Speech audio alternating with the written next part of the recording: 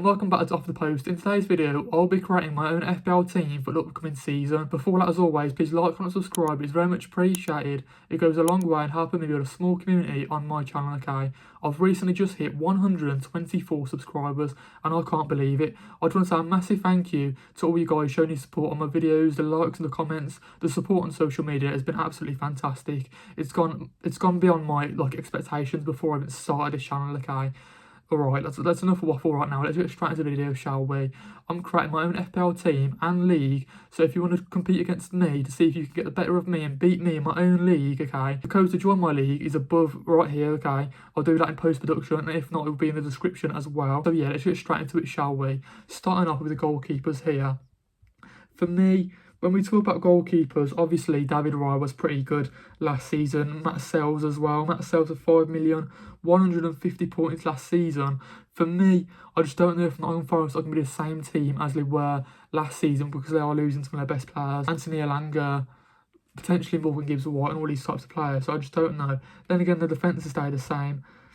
For me, Pickford's always a good option as well. But again, 5.5, no thank you. Maybe Dean Henderson, just because he played so well with Crystal Palace last season.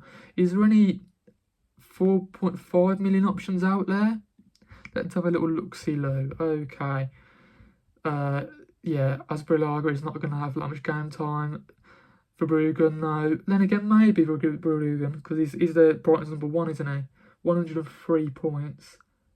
Ooh, you know what? I might go Kelleher, you know. Obviously, recently just signed for Brentford.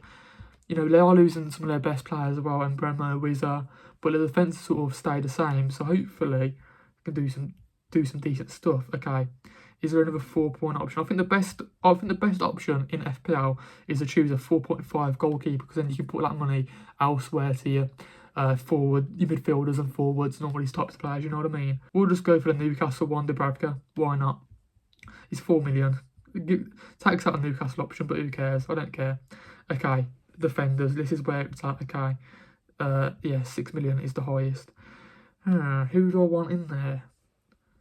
I'm thinking maybe Gavardiol, because obviously he's the highest defender with the highest points, 153 points last year.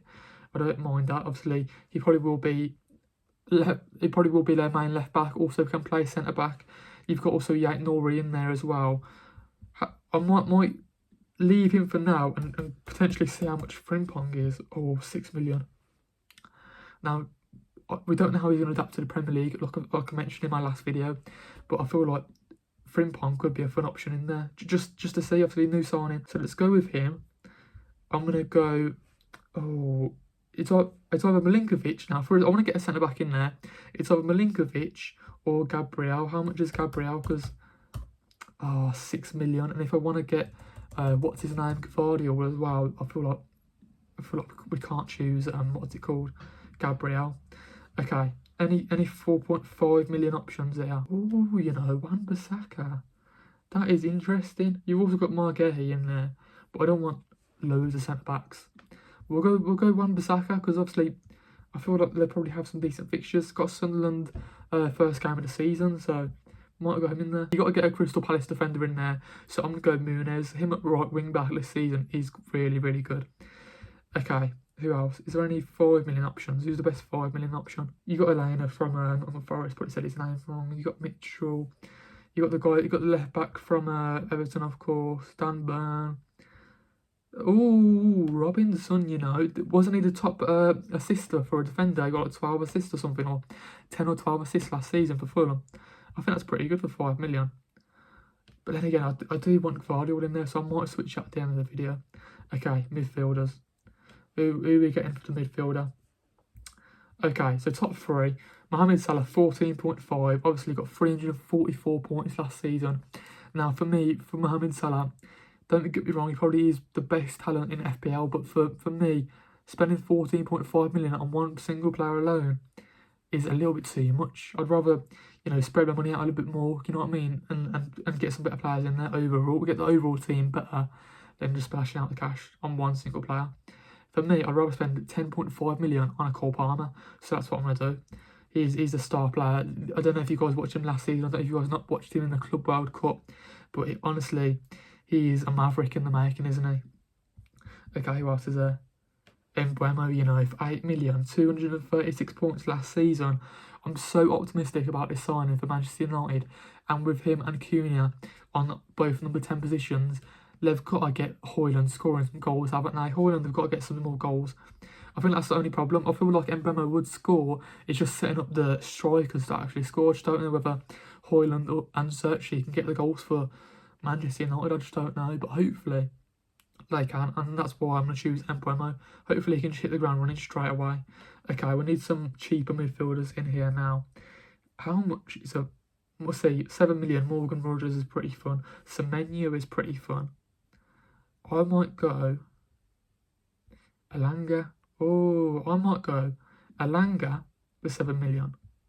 I might go Semenyo, 7 million. And I might go Morgan Rogers, 7 million. 3 7 million midfielders in there.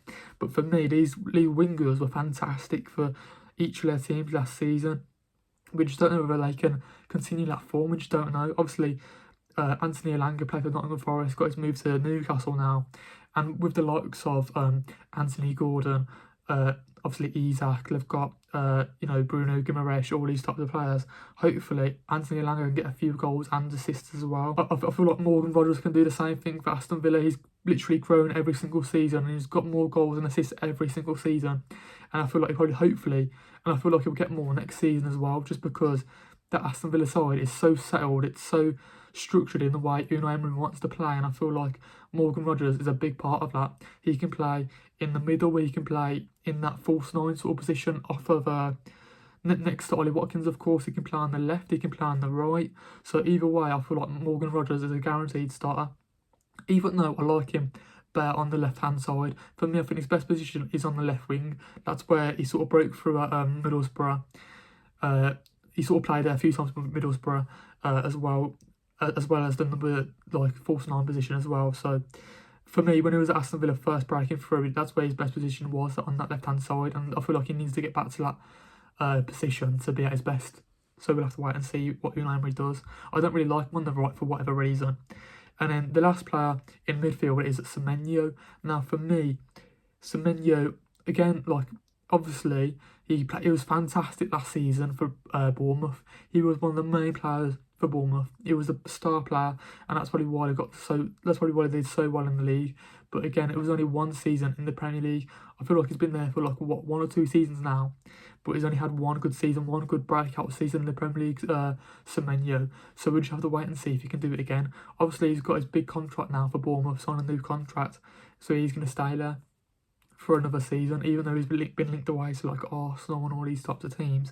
We just have to wait and see if Bournemouth can, you know, we'll have to wait and see if Bournemouth can do just as good without some of their defensive players, at least, anyway, because they lost a few key players in that team, haven't they, so far?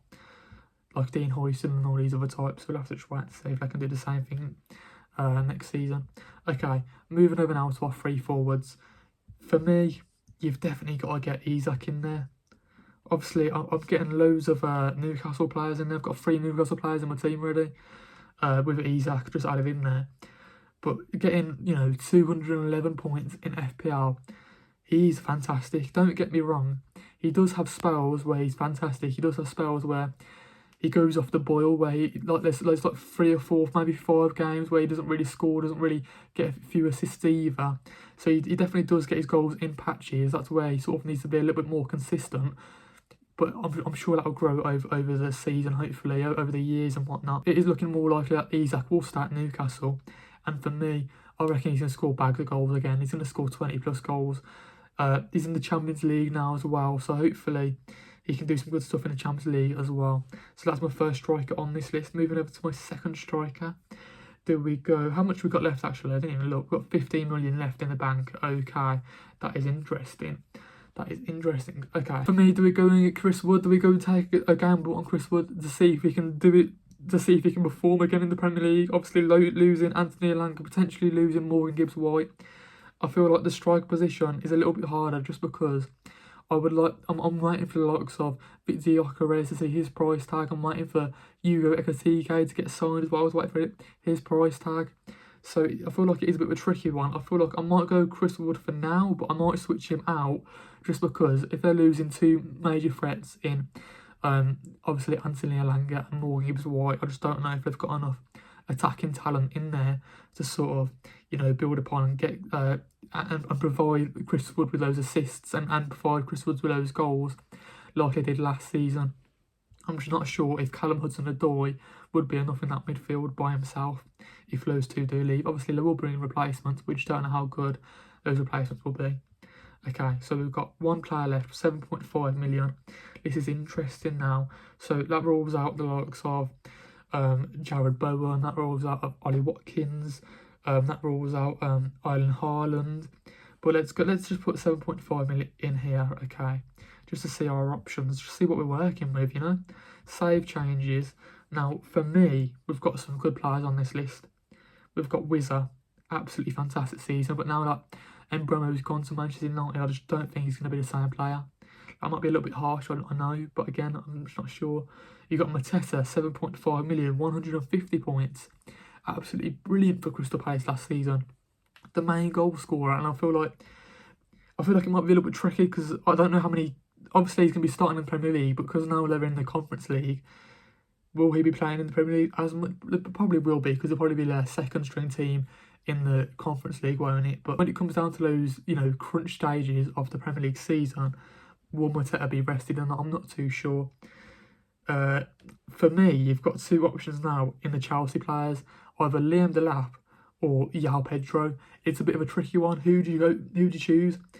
If you think about it, Liam Delap is less money, 6.5 million, and he got more points last season. He got 132 points compared to João Pedro's 126 points.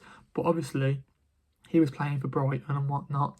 He was playing in a new look Brighton side, and now that you're playing, but now that you're at Chelsea playing with better players under your belt, do you think it's a better risk to take João Pedro in there? Because if you've seen what he did in the Club World Cup, scoring some absolute bangers, top bins finishes, okay, João Pedro looks like the real deal in that Chelsea side, and I feel like he can play striker, he can play left wing as well.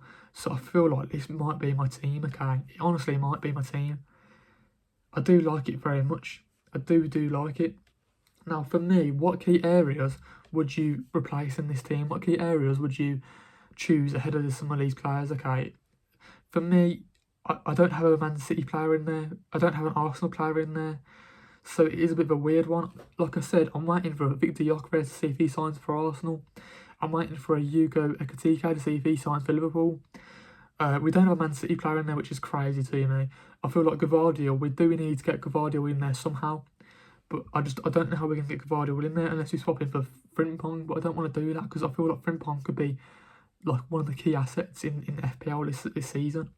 But 6 million might be a bit of a too much of a gamble to take on like on a new signing. You never know. What you could do is replace Nunes for a 5 million defender, and then put Gvardiol in there. You know what I'm trying to say? I feel like that would work. Unless you get a cheaper midfielder. Let's look at some 6.5 midfielders. Let's just get rid of something new. Yeah, let's do that. Let's look at some like 6.5 and below midfielders, okay? Just to see who's in there. Just to see who we're working with. Could go Sarr. He had a good season last season. Every time he comes up against Aston Villa, it felt like Aston Villa was his like bogey team or something. He'd always score against Aston Villa, wouldn't he? Ismail Sarr. Absolutely crazy. You always get like at least two goals, a hat-trick sometimes. It's mental last season. Okay, Matoma, don't get me wrong, he was good like 2 or 3 seasons ago in FPL, but has he been the same player since all these different types of managers have left? I just don't think he has.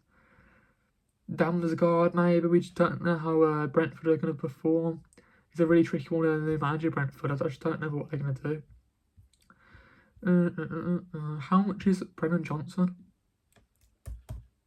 Because he could be a decent option. I spelled it wrong. Let me type it. Oh, he might not be 6.5. Okay, yeah, that makes sense. Yeah, I think it might be 7 million actually. There's no, see, like a Kuklevski, Swedish midfielder, Tottenham. I can't say his name. He could be pretty fun. And Doy could be pretty fun to take a chance on, you know. 6.5 million, that isn't bad, and Doy. I might take a gamble on him. Okay, you know what? I feel like, let's get back to Semenyo. Let's get back to Semenyo. I feel like I'm happy with him. Johnson was 7 million. Okay, that makes sense. Where's Semenyo gone? Here he is. You know what? I feel like this might be my final team, okay? What would you guys change in the comments down below? For me, like I was just mentioned, it might have to be one of the strikers, it might have to be one of the defenders, but I feel like our midfield is pretty much set. Let all wingers who get good goals and get good assists for their teams, their individual teams. So for me, I think that is very, very good. And the strikers are very, very good. I feel like the strikers are very well priced. Like 7.5 for Chris Wood and 7.5 for João Pedro is half decent. So let's enter the team. Enter team name. Okay, we're gonna call it Behind Emery Lions.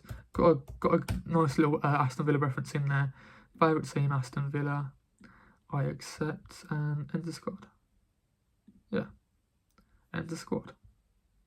Generate your custom badge. I don't really care, mate. Do I have to? I don't really care, mate. Okay, so how do I make a league here then? Well, first of all, substitute João Pedro. Oh, the thing is, because we've got so many good midfielders, it's like, who do I take out? Take out Wan-Bissaka. Substitute Wan-Bissaka for him. Look, I want to play Morgan Rogers in there, but who would I leave out? Maybe Semenyo, because I don't think he's going to do that good against Liverpool. The thing is, well, with my midfield, it's like, because I've got so many, like, well-rounded midfielders, who do I leave out? There's no, maybe do I choose somebody a little bit cheaper? Do I choose one player a little bit cheaper so I can spend more on the defence? You know what I mean? Let me know in the comments down below. Obviously, I've never actually won an FPL league in my life, okay? I've done this so many times now, and I've just never, ever won this. I pretty much do this every year since I was about, I don't know, 10 or 11 years old, you know what I mean? And I've never won it. I can't believe it, guys. Okay, your team's been saved. Okay, so here is my final FPL team. What would you guys think in the comments down below? Who would you swap out? All this good sort of stuff. Let me just make you know, Cole Palmer captain. Why not? There we are, and we'll make Isaac vice captain. I might swap that around actually. Yeah, let's save that. So yeah, who do you think? Who would you swap out for my team? Is it crazy that I've got no Man City players? Is it crazy I've got no Arsenal players? Obviously, like I did mention, I am waiting for those signings to come in to see if it'll make a difference, to sort of look at their price tag and see if it'll make a difference to my team. Let me guys know if you want to see this sort of FPL content either once a week or once a month maybe. Probably once a month is probably a little bit more realistic just because I want to do different videos. I don't want to keep on doing the same sort of one, if that makes sense. But yeah, those are all my questions. But before that, as always, please like, comment, subscribe. It's very much appreciated and it goes a long way in helping me build a small community on my channel, okay? And again, I just want to say a massive thank you for recently hitting 124 subscribers. It's out of this world, okay? I can't even believe it. I can't even put it into words how happy I am, how excited I am to continue making these videos for you guys. Obviously, showing your support has been absolutely amazing. So yeah, I just want to say a massive thank you. I'm going to stop waffling, I'm going to end the video. I just want to say, have a good rest of your day and peace out.